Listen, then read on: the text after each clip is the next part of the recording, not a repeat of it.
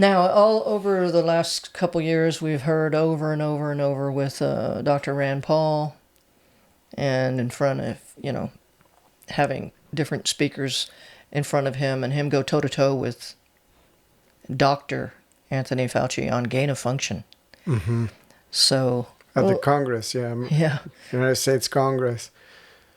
Let's hear what Dr. David Martin says. He's quite amazing. Our gain of function moratorium, the moratorium that was supposed to freeze any efforts to do gain of function research.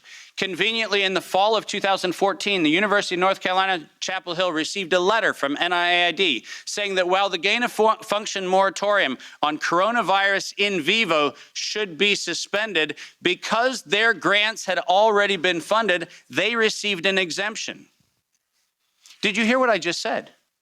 A biological weapons lab facility at the University of North Carolina, Chapel Hill, received an exemption from the gain of function moratorium so that by 2016, we could publish the journal article that said, SARS coronavirus is poised for human emergence in 2016.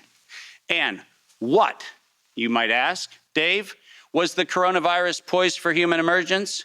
It was WIV1,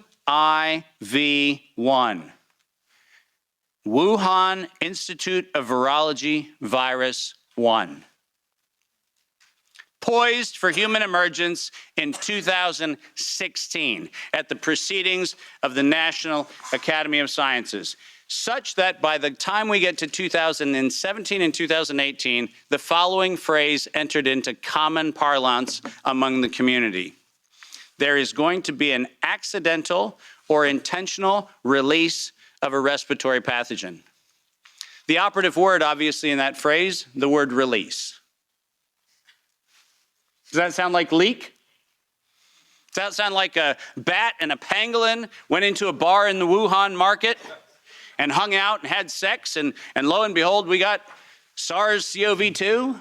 No.